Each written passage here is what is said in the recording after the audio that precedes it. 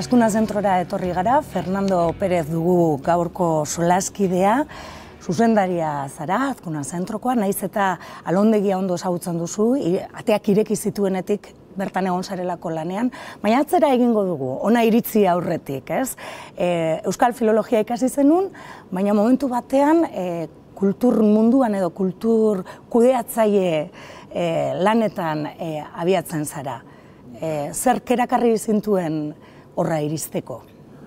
Bueno, egia esateko ni betidanik egon naiz kultura munduan sartuta, eta Euskal filologia ikasten nuen bitartean, eta arinago ere, beti astitaldeak edo auzoetako kultur jarduerak antolatzen eta ibili nintzen, eta, bueno, unibertsitatera sartu nintzenean, orduan batera bide paralelo moduan edo aritzen nintzen kultur kudeaketan, modu ez profesional batean, baina baita ere batzutan garai horretan administrazioan sartzeko aukera ederra egoten zen, eta orduan 23-24 urterekin Bilboko udaletxean sartu nintzen, eta modu profesional batean musika, antzerkia eta gainontzeko jardueretan aritu nintzen, oingo momentu hortan administraziotik zuzenean. Kultur kudeaketa ikasi zenuen? Bai. Bada ikasketarik? Bai, bada ikasketarik, bada formakuntza bat dago, modu batean hor aurretik grina bat egoten da, ez?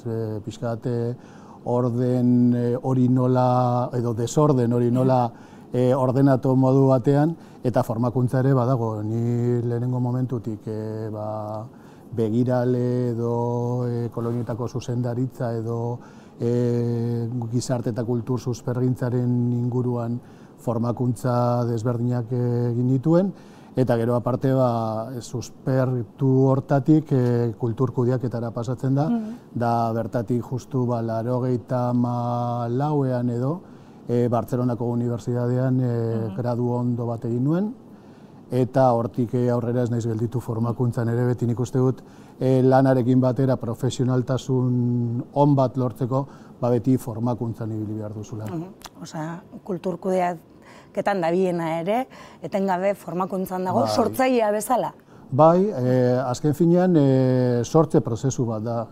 Esan nahi dute transformazio horretan aritu nahi baduzu, azken finean formakuntza behar da, baina baita ere praktika behar da. Ez da bakarrik izaten prozesuetan pentsatu edo zeintzu diren emaitzetan, baizik eta gero prozesu horretan formakuntza behar da, profesionaltasuna behar da, eta orduan etengabe ibili behar duzu formakuntza horretan aritzen. Eta hortik aurrera Bartzelonako unibertsitatean egon nintzen, eta gero beste master bat egin nuen, dantza, musika eta antzerkiaren kudeaketan bereziki aritzeko kultur kudeaketa master bat Madrilgo unibertsitatean eta ICMU institutoan, eta hortik aurrera ez naiz gelditu. Gero arte plastikoetan ere nazioarteko lidergoaren programa berezi bat ere egin nuen, nazioarte mailan ere pixka bat esparru horretan aritzeko eta esparru hori hobeto ezagutzeko, eta bai, horixe da. Eta kultur kudeaketan jarduten duena, ezinbestean bide lagun izan behar du sortzailea? Beharrezkoa da. Beharrezkoa da. Batera lan egin behar da, eta azken finean hortarako gaudegu, bestela gure profesioa zen existituko.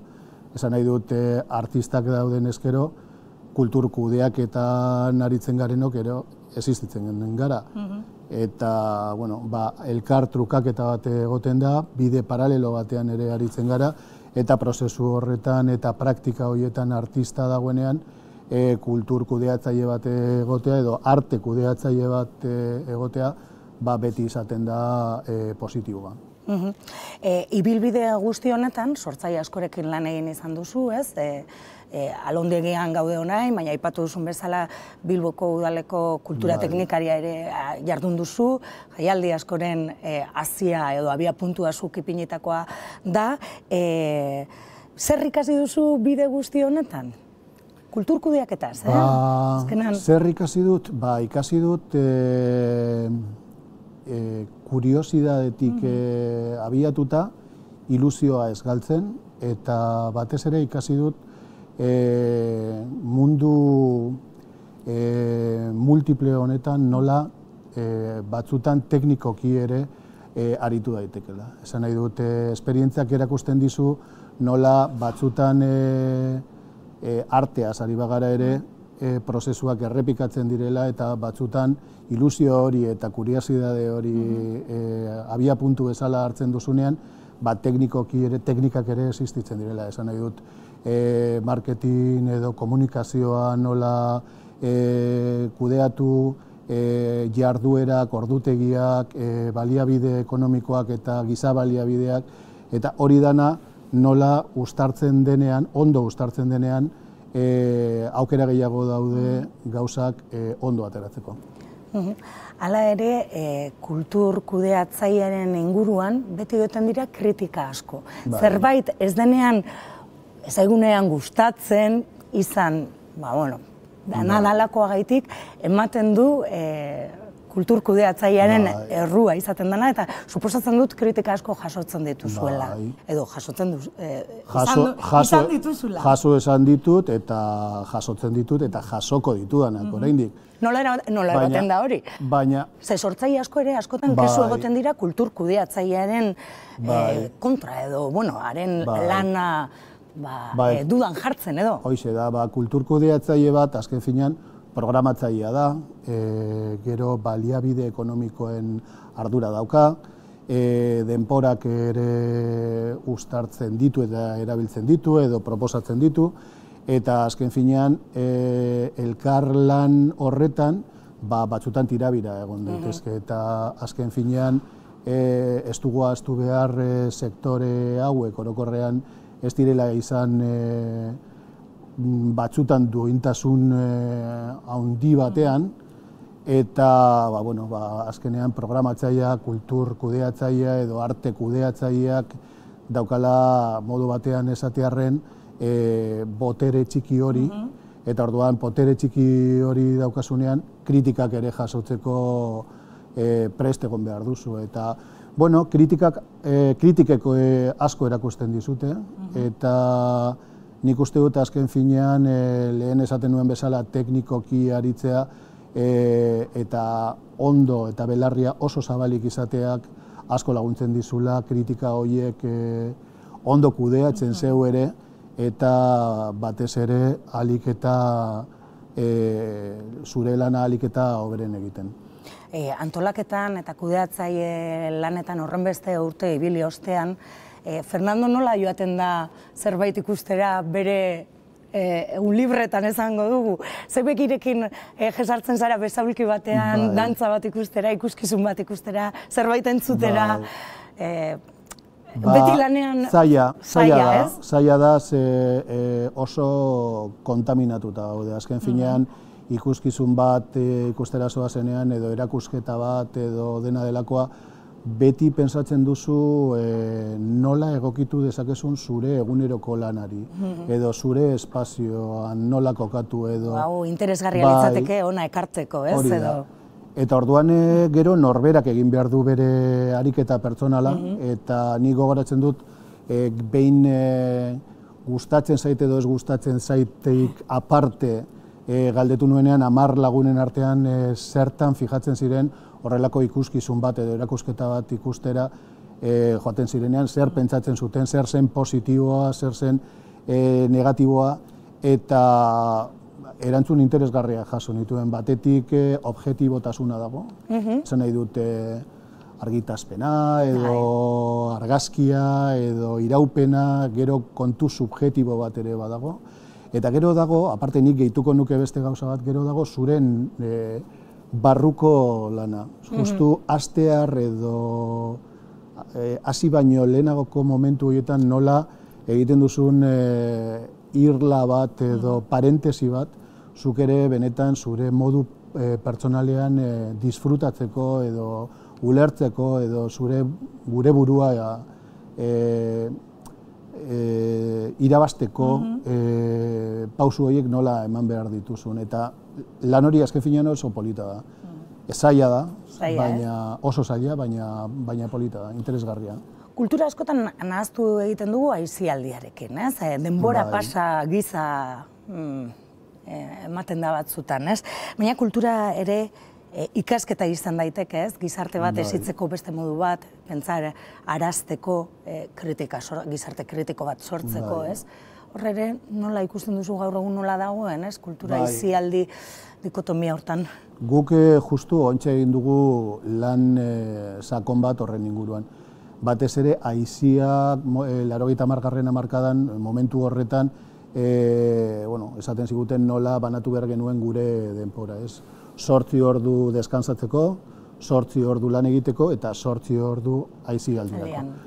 Hori denok dakigu gaur egun gezurra dela, hori dana nahaztu da, bateke pisuak kendu dio besteari, eta orduan azken finean ikusten dut kultura hitz potoloetan gauza importanteago bat dela. Eguneroko bizitzan nola zer egin nahi dugun, zeintzu diren gure helburuak, nola kokatu behar ditugun gure buruak eta gure pertsonak gizartean, hori da benetan pentsatu behar duguna guk zer antolatzen dugunean. Nik uste dut esperientzia desberdinetatik abiatuta, nik uste dut jendearengan eman behar diogu edo euren eskuetan jarri behar dugula baliabideak eurek ere kritikoak izateko, ulertu edo ez ulertzeko, egunerokotasun horretan ere desberdintzeko zein den, ze bide hartu behar den, eta azken finean ikuste dut aisialdia eta kulturak puntu batzuetan tangibleak direla, baina nik uste dut oso desberdinak direla gaur egunean eta asko desberdindu beharko genukela modu horretan. Nik uste dut kulturak egiten duena da jendearen eskuetan altxor batzuk ipini eta altxor horiek kudeatu behar dira, norberaren lana edo komunidadean lana, eta aisialdea da beste kontu bat. Entertainment edo horrek ez du esan nahi kultura estenik, baina nik uste dut kontu desberdina diela. Kultur erraldoien aroan bizi gara, Bilbon eta Euskal Herriko hiri askotan, musika jaialdi erraldoiak, non geratzen dira proposamen txikiak, kezka egiten kartzen dizu zuri ere horrelako proposamen hain handi? Bai, gu azken finean ere zentro erraldoi bagara, eta arista askorekin, eta konplexua den neurrian zaila kudeatzeko eta hortan galdetzen didazunean pentsatzeko. Baina beste modu batean ere, leku erraldoi honetatik nik uste dut gauza txikiak eta eguneroko gauzak oso importanteak dira. Eta kontu horiek eman ahal dutela ikuslegoari edo publikoari orokorrean beste irizpide bat.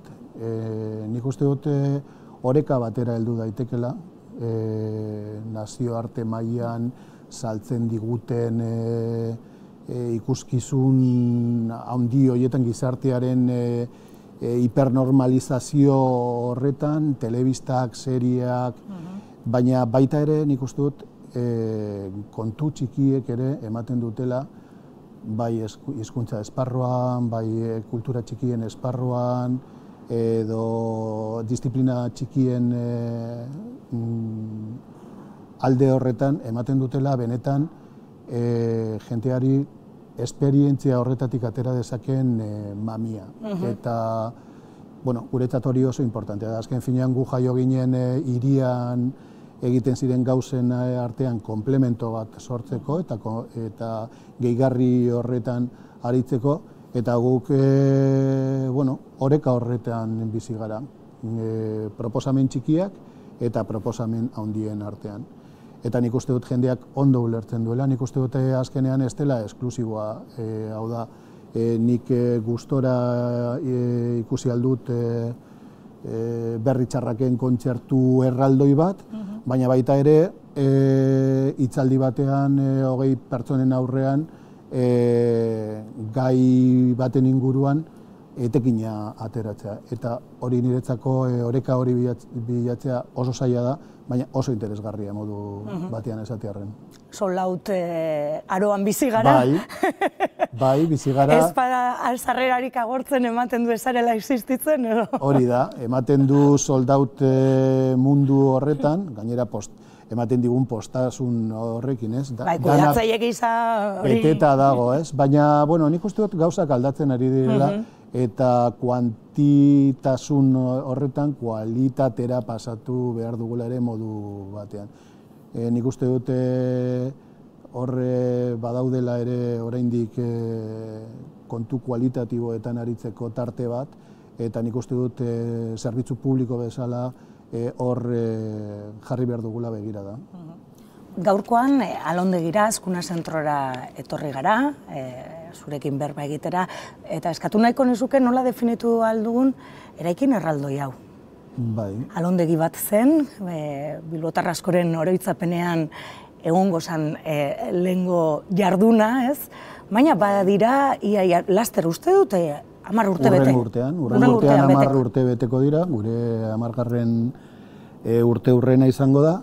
Eta nola definitu, hori izan da, ni zuzendaritzan nagoenetik, nire kezka. Azken finean, ikusleak, jendeak bazekien zer zegoen edo zer egiten zen, baina oso importantea zen guretzat gure nortasuna azaltzea. Eta hortan aritu gara, eta nik uste dute azken finean gizartea eta kultura garaikidearen zentro bat da, Bilbon kokatzen da, baina badauka bilbotar guztiei zuzenduta dagoen zentro bat helburua, baina baita ere nazioarte mailan azken finean estatu mailan edo esparru zabalago batean zuzenduta dagoen zentro baten bidea litzateke. Gaur egun hemen egiten dena garrantzia handia eduki dezake atzerrian, eta nazioarte kotxe horretan edo nazioartea hitz egiten dugunean, ez dugu hitz egiten bakarrik atzerritaz, baizik eta gure garrantzia guk munduari eskaini ahal diogun partea ere badaukagu guk barrutik ere. Eta horregatik guk antolatzen ditugun edo proposatzen ditugun jardueretan edo programa eta zerbitzuetan beti pentsatzen dugu hori hemen egiten dena kanpoan ere garrantzia handia eduki dezakela, eta baita ere kanpoan egiten diren gauzak eman aldigutela beste begirada bat sortzen jarraitzeko. Hala ere ez da erreza izan behar, ez? Hemen elkartzen gara jende asko elkartu daiteke nahi dute esan, ez? Eta baita ere turistak, bilbotar ezberdinak, adin ezberdinetakoak. Hori dena, olako espazio hain handian, ez? Hori dena kudeatzea... Oso zaila da. Ez da erreza. Eta turistak ere agertzen zaizkigunean, gero eta gehiago daudenean, zutabeak ikustera etorriko dira, baina baita ere hemen beste gauzak batzuk gertatzen dira aldi berean, ez? Bai, ez da bat ere erreza. Ez dut esango erreza danik, pentsa urtean 3 milioi edo pertsona edo erabilera sortzen direla eraikin honen barruan. Nola kudeatzen da hori? Printzipioz, erreza izan zitekeen zerbitzu gehigarri bat zaila bihurtzen da. Eta pentsa zuk komentatzen duzun bezala turistak, auzokoak, Bilbo osoko jendea, disiplina desberdinak gustoko dituen pertsona kopurua, antzerkia gustatzen zaiona, arte garaikidia gustatzen zaiona, eta, azken finean guk pentsatzen dugu pertsona bakoitza baino, pertsonen komunidade bakoitzak eskubide hori daukala zerbitzu publikoa bezala disfrutatzeko, ikasteko, ezagutzeko, eta printzipioz guk lotune bezala edo definitzen dugu gure burua. Guk proposatzen ditugu zerbitzuak, programak eta proiektuak, eta gero jendeak jaso egiten ditu, disfrutatu egiten ditu, beste batzuk ikasi egiten dute, orduan oreka hori bilatzen saiatzen gara. Ez da beti erreza izaten. Batzutan porroten bat egongo da ere. Porroten bat dago, bebai, eta gero arrakastak beste modu batean neurtzen ditugu guretzat. Ez zenbakietan. Ez dira beti zenbakietan, eta arrakastak nik uste dute neurtuko direla, etorkizunean adibidez, baten batek esaten duenean edo kuadrillan galdetzen dutenean, eta zuk non ikasi zenuen igerian, Azkuna zentroan, eta zuk non ikusi zenuen antzerkiaren lehenengo pieza Azkuna zentroan, eta erakusketa horrek zer eman zizun, eta esperientzia horien emaitzak izango dira, etorkizunean benetan neurketa hori emango diguna. Hasieran aipatu dugu, kultura ze garrantzitsua den, persona ezteko eta persona kritiko moduan osatzeko.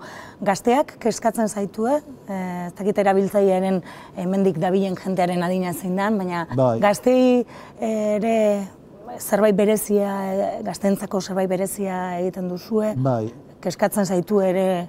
Gu bi modu desberdinetan egiten dugu gure programazioa eta gure lana. Batetik zeharkakotasun batekin, ez dugu pentsatzen dugu jarduera guztiek izan daitezkela modu batean edo bestean disfrutatuta edo zein adinean, eta gero beste batzuetan ere saiatzen gara modu berezi batean ere adin kopuru desberdinetan zuzentzea. Adibidez, guretzat hezkuntza programa oso garrantzitsua da.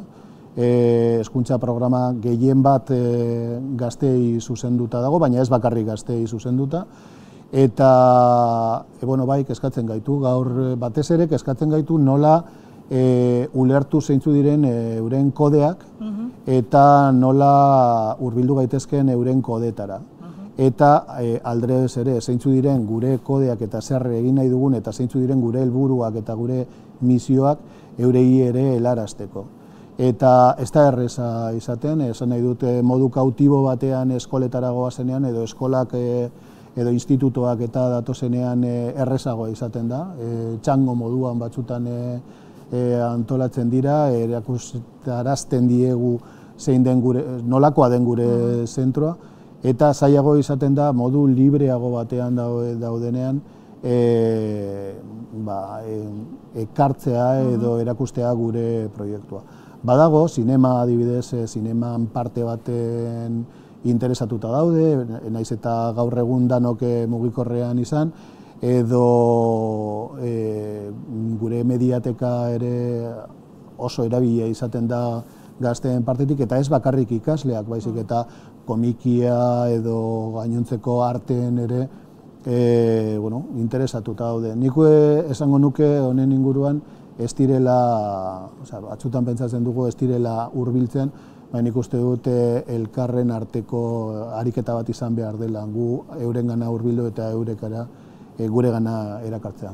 Buru belarri zabiltzate orain lanean, duela urte bete hartu zendun, Azkuna zentroa zuzentzearen ardura hori, naiz eta aipatu duan hasieratik, hau ireki zenean, bertan egon zinen ere lantaldean urte asko. Gero Nafarroara joan zinen, baina bueltan urtebete daroazu eta definitu izan duzu askotan gizarte eta kultura garaikide zentro gisa.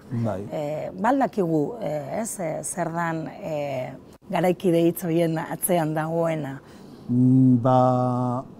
Jakin beharko genuke. Jakin beharko genuke, ez? Jakin beharko genuke, eta garaikidetasun horrek bide asko edo, arista asko edo eduki ditzake. Baina guk ulertzen dugu, batez ere gaur egun bizirik dauden artistekin eta lanean aritzen diren artistekin aritzeak gugeu ere, eta egunerokotasunean bizitzea. Gaur egun gertatzen ari dena, islada bat izatea Azkuna zentroan. eta horretan ari gara. Garaikidetasun horri nik uste dut beldurrak kendu behar diogula, azken finean garaikidetasunean bizi gara, ontxe. Gaur egun bizi gara. Bizi gara, eta gaur egun